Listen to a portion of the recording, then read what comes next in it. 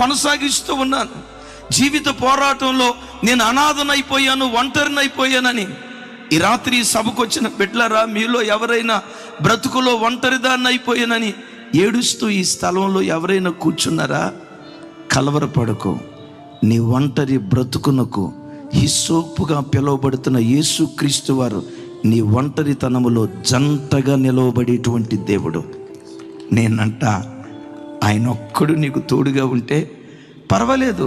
ఎడారిలో పెరిగిన మొక్కవై ఉండొచ్చు, ఆలనా పాలన చూసేవాళ్ళు ఎవరూ లేని విగత జీవిగా నీ జీవితాన్ని కొనసాగించి ఉండొచ్చు. ఆయనొక్కడు నీకు తోడుగా ఉంటే, ఆయనొక్కడు నీ ప్రక్కన నిలవబడితే, ఆయనొక్కడు నీ జీవితంలో ప్రధాన భూమిక పోషించి నీ పక్షాన నిలవబడితే, అనామకురాలైన నిన్ను అందలం ఎక్కించటానికి దేవుడి శక్తి కలిగినటువంటి వాడు.